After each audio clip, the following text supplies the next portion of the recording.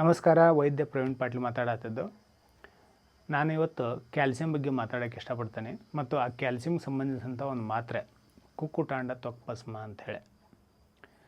Calcium ಅನ್ನೋ ಖನಿಜ ಮಗುವಿನಿಂದ ಹಿಡ್ಕೊಂಡು ಮುದುಕರವರೆಗೂ ಅತ್ಯಂತ ಅವಶ್ಯಕವಾಗಿ ಬೇಕಾಗಿರುವಂತಹ ಖನಿಜಾಂಶ. ನಮಗೆಲ್ಲರಿಗೂ ಗೊತ್ತೈತಿ, ನಮಗೆ ಮ್ಯಾಕ್ಸಿಮಮ್ ತೂಕ ಬರೋದು ನಮ್ಮ ಎಲುಬಿನ ಮೇನ್ ಇಂಗ್ರೀಡಿಯೆಂಟೇ ಕ್ಯಾಲ್ಸಿಯಂ. ಹುಟ್ಟಿದ ಮಗುವಿನಿಂದ ಹಿಡ್ಕೊಂಡು ಒಂದು 3 ವರ್ಷ ಮಗುವರೆಗೂ ಒಂದು ದಿವಸಕ್ಕೆ 500 mg ಅಷ್ಟು 500 ಮಿಲಿಗ್ರಾಮ್ನಷ್ಟು ಕ್ಯಾಲ್ಸಿಯಂ ಬೇಕಾಗತ್ತೆ ಒಂದು ದಿವಸಕ್ಕೆ. 4ನೇ ವಯಸ್ಸಿನಿಂದ ಸುಮಾರು 8ನೇ ವಯಸ್ಸಿನ ಮಟ್ಟ ಸುಮಾರು 800 mg ಒಂದು ದಿವಸಕ್ಕೆ ಕ್ಯಾಲ್ಸಿಯಂ ಬೇಕಾಗತ್ತೆ.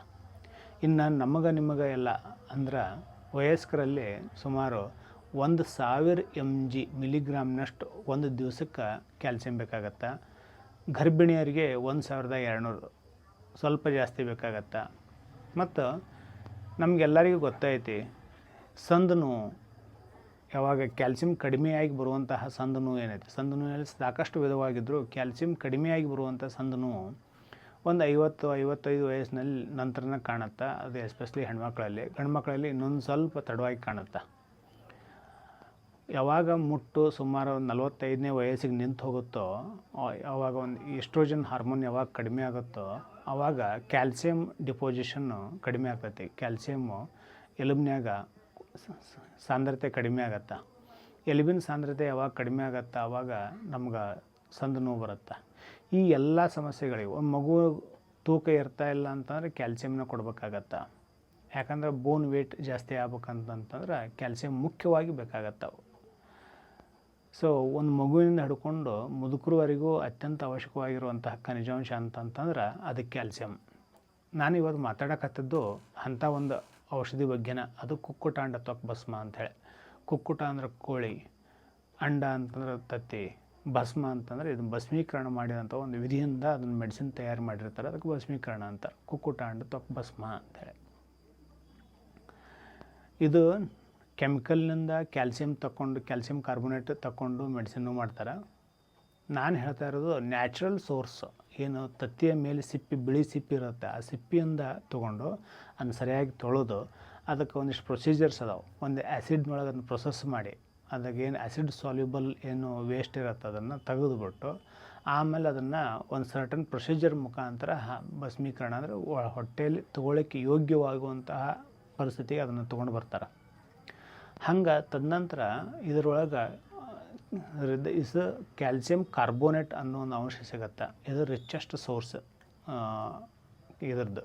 ಯಾವುದು ತತ್ತಿ, ಅದು ಮೊಟ್ಟೆ ಮೇಲಿನ ಸಿಪ್ಪಿದ್ದು ರಿಚೆಸ್ಟ್ ಸೋರ್ಸು ಕ್ಯಾಲ್ಸಿಯಮ್ಮು. ಸೊ ಅದು ಕ್ಯಾಲ್ಸಿಯಂ ಕಾರ್ಬೋನೇಟ್ ರೂಪದಾಗ ನಮಗೆ ಸಿಗುತ್ತೆ. ನಾವು ಸಾಮಾನ್ಯವಾಗಿ ಕ್ಯಾಲ್ಸಿಯಂ ಕೊರತೆ ಬಿದ್ದಾಗ ಅಂದ ತಕ್ಷಣ ಪಾಪ್ಯುಲರಾಗಿ ಸಿಗುವಂಥ ಕೆಲವೊಂದಿಷ್ಟು ಮೆಡಿಸಿನ್ಸ್ ಅದಾವೆ. ಈ ಶೆಲ್ಕಾಲ್ ಅಂತ ನಾನು ಹೇಳ್ಬೋದು. ಶೆಲ್ಕಾಲ್ ತೊಗೊಂಡ್ರೆ ಕ್ಯಾಲ್ಸಿಯಂ ಕಾರ್ಬೋನೇಟೇ ಇರುತ್ತೆ. ಅದು ಕೆಮಿಕಲ್ ಪ್ರೊಸೆಸ್ನಿಂದ ಅದನ್ನು ಎಕ್ಸ್ಟ್ರಾಕ್ಟ್ ಮಾಡಿಕೊಂಡು ಅಥವಾ ಸಪ್ರೇಟ್ ಮಾಡಿಕೊಂಡು ಅದನ್ನು ಮಾತ್ರೆ ರೂಪದಾಗ ಕೊಡ್ತಾರೆ. ಇದನ್ನು ನ್ಯಾಚುರಲ್ ಸೋರ್ಸ್ದಿಂದ ತಯಾರು ಮಾಡಿಕೊಂಡು ಆಯುರ್ವೇದದಲ್ಲಿ ಇದನ್ನು ಕುಕ್ಕುಟಾಂಡ ತ್ವಕ್ ಭಸ್ಮ ಅಂತ ಹೇಳಿ ಇದನ್ನ ಕೊಡ್ತಾರೆ. ಇಲ್ಲಿ ನಾನು ನಿಮ್ಗೆ ಬಯಸೋದಂತಂದ್ರೆ, ಯಾವಾಗ ವೈದ್ಯರು ನಿಮಗೆ ಇದನ್ನ ಈ ಮೆಡಿಸಿನ್ ಕೊಡ್ತಾರೆ, ಈ ಮೆಡಿಸಿನ್ ಅವಶ್ಯಕತೆ ನಾನು ಮುಂಚೆ ಹೇಳಿರೋ ಹಾಗೆ ಸುಮಾರು ಒಬ್ಬ ಮನುಷ್ಯಾಗ ಒಂದು ಎಲುಬು ಮುರಿದ್ರೂ ಸಹಿತ ಇದರ ಅವಶ್ಯಕತೆ ಬೀಳುತ್ತೆ.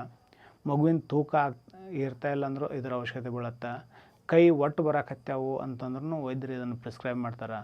ಆಮೇಲೆ ಸಂದು ನೋವಾಗೈತೆ ಅಂತಂದ್ರೂ ಕೆಲವು ಇದನ್ನು ಪ್ರಿಸ್ಕ್ರೈಬ್ ಮಾಡ್ತಾರೆ.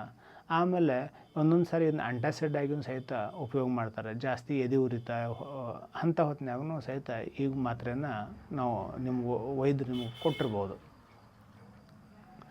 ಈ ಮಾತ್ರೆನ ಸಾಧ್ಯ ಆದಷ್ಟು ನಾವು ಊಟ ತಗೊಳ್ಳೋಕ್ಕಿಂತ ಮುಂಚೆ ಅಥವಾ ಊಟದ ಜೊತೆಗೇ ಇದು ಮಾತ್ರೆಯನ್ನು ಸೇವಿಸಬೇಕು. ಸೊ 500 mg ಎಲಿಮೆಂಟಲ್ ಕ್ಯಾಲ್ಸಿಯಂ ನಮ್ಮ ದೇಹಕ್ಕೆ ಬರಬೇಕಂದ್ರೆ ಇದು ಒಂದು ಮಾತ್ರೆಯಲ್ಲಿ ಸುಮಾರು 250 mg ಕ್ಯಾಲ್ಸಿಯಂ ಕಾರ್ಬೋನೇಟ್ ರೂಪನಾಗಿರುತ್ತೆ. ಇದು ನಮ್ಮ ದೇಹದಾಗ ನಮ್ಮ ಜಠರ ಭಾಗದ ಪ್ರವೇಶದ ನಂತರ ಇದು ಎಲಿಮೆಂಟಲ್ ಕ್ಯಾಲ್ಸಿಯಂ ನಮ್ಮ ದೇಹಕ್ಕೆ ಏನು ಸಿಗಬೇಕು ಅದು ಸುಮಾರು 40% ಅಷ್ಟೇ ಒಂದು ಮಾತ್ರೆ ಒಳಗೆ ಇರುತ್ತೆ ಇದ್ರೊಳಗೆ. ಸೊ ಇದನ್ನು ಸುಮಾರು 4ರಿಂದ 5 ಮಾತ್ರೆ ಒಂದು ದಿವಸಕ್ಕೆ, ಅಂದರೆ ಒಂದು ದಿವಸಕ್ಕೆ 3 ಹೊತ್ತು ಕೊಡ್ಬೋದು. ಮುಂಜಾನೆ, ಮಧ್ಯಾಹ್ನ, ಸಾಯಂಕಾಲ ಕೊಟ್ಟಿರ್ಬೋದು. ಅಥವಾ 2 ಗುಳಿಗೆ ಅಂತ 3 ಹೊತ್ತು ಕೊಡ್ಬೋದು. ಅದು ನಿಮ್ಮ ಅವಶ್ಯಕತೆಗೆ ಅನುಗುಣವಾಗಿ ವೈದ್ಯರು ಪ್ರಿಸ್ಕ್ರೈಬ್ ಮಾಡಿರ್ತಾರೆ. ಈ ಮಾತ್ರೆಯನ್ನು ನಾವು ಊಟದ ಜೊತೆ ಅಥವಾ ಊಟಕ್ಕಿಂತ ಮುಂಚೆ ತೊಗೋಬೇಕು. ಯಾಕೆ ಇಲ್ಲ ಆ್ಯಸಿಡ್ ಮೀಡಿಯಾ ಇರಲಿಲ್ಲ ಅಂತಂದ್ರೆ ಜಠರದಾಗ HCl ಹೈಡ್ರೋಕ್ಲೋರಿಕ್ ಆ್ಯಸಿಡ್ ಇರುತ್ತೆ, ಅದು ನಾವು ಊಟ ಮಾಡಿಬಿಟ್ಟು ಅಂದ್ರೆ ಅದು ಆ್ಯಸಿಡ್ ಸ್ವಲ್ಪ ನ್ಯೂಟ್ರಲೈಸ್ ಆಗುತ್ತೆ, ಅದ್ರ ತೀಕ್ಷ್ಣತೆ ಕಡಿಮೆ ಆಗುತ್ತೆ.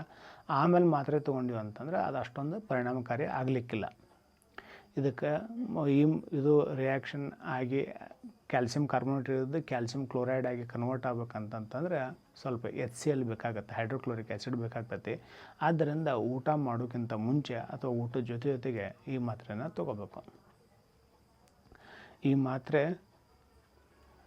ವೈದ್ಯರ ಸಲಹೆ ಮೇರೆಗೆ ತೊಗೋಬೇಕು. ಮತ್ತು ಇದರ ಉಪಯುಕ್ತತೆಗಳು ನಾನು ಸಾಕಷ್ಟು ಈಗ ಹೇಳಿದೆ. ಇನ್ನೊಂದು ಸಾರಿ ನಾನು ಹೇಳೋದಾದ್ರೆ, ಸಣ್ಣ ಹುಡುಗರಲ್ಲಿ ತೂಕ ಹೆಚ್ಚಿಸಲಿಕ್ಕೆ, ವಯಸ್ಕರಲ್ಲಿ ಕೈ ಕಾಲು ಒಟ್ಟು ಹಿಡಿಯಾಕತ್ತಿದ್ದಂದ್ರೆ ಇದನ್ನು ಪ್ರಿಸ್ಕ್ರೈಬ್ ಮಾಡ್ಬೋದು. ಅಥವಾ ಯಾರ್ಯಾರು ಪ್ಯಾರಾಥೈರಾಯ್ಡನ್ನು ಕಂಪ್ಲೀಟಾಗಿ ತೆಗೆದು ಹಾಕಿದ್ರಂತ ಪ್ಯಾರಾಥೈರಾಯ್ಡ್ ಸರ್ಜರಿ ಆಗಿಂತ ಕಂಪ್ಲೀಟ್ ತೆಗೆದು ಹಾಕಿಬೋಂಥ ಪರಿಸ್ಥಿತಿ ಬಂದಾಗ ಸಹಿತ ಕ್ಯಾಲ್ಸಿಯಂ ಕೊರತೆ ಬೀಳುತ್ತೆ, ಆವಾಗ ಇದನ್ನು ಕೊಡ್ಬೋದು. ಆಮೇಲೆ ಮುಂದೆ ಸಂದನು ಬರಬಾರ್ದಂತ ಹೇಳಿ, ಯಾವಾಗ ಮುಟ್ಟು ನಿಂತು ಹೋಗುತ್ತೆ 45 ವಯಸ್ಸಿನ ನಂತರ, ಮುಂದೆ ಕ್ಯಾಲ್ಸಿಯಂ ಕೊರತೆ ಬರಬಾರ್ದಂತ ಹೇಳೇನೋ ಸಹಿತ ಒಂದು ಲೋ ಡೋಸೇಜ್ನೊಳಗೆ ಇದನ್ನು ಕೊಡ್ಬೋದು.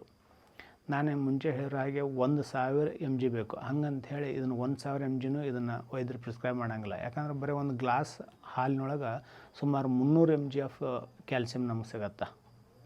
ಹಾಗಿದ್ದಾಗ ನಮ್ಮ ಆಹಾರ ಮುಖಾಂತರ ನಮ್ಗೆ ಹೋಗ್ತಿರತ್ತೆ. ಅದು ಇನ್ನೂ ಸ್ವಲ್ಪ ಜಾಸ್ತಿ ಅಂದರೆ ಮ್ಯಾಕ್ಸಿಮಮ್ ಸುಮಾರು 500 mg ಒಂದು ದಿವಸಕ್ಕೆ ಕೊಡುವಂಗೆ ಇದನ್ನ ಕೊಟ್ಟಿರ್ತಾರೆ. ಸೊ ಇದು ಕುಕ್ಕುಟ ಅಂಡ ತ್ವಕ್ ಭಸ್ಮ ಮಾತ್ರೆ ಬಗ್ಗೆ ಸಂಕ್ಷಿಪ್ತ ಮಾಹಿತಿ. ನಿಮಗೆ ಈ ಮಾತ್ರೆ ಬಗ್ಗೆ ಇನ್ನೂ ಏನಾದರೂ ಮಾಹಿತಿ ಬೇಕಂತಂದ್ರೆ ನನಗೆ ಕಾಮೆಂಟ್ ಬಾಕ್ಸ್ನಾಗ ಬರುತ್ತೆ ತಿಳಿಸ್ರಿ, ನಾನು ನಿಮ್ಗೆ ಉತ್ತರಿಸೋ ಪ್ರಯತ್ನ ಮಾಡ್ತೇನೆ. ಧನ್ಯವಾದಗಳು.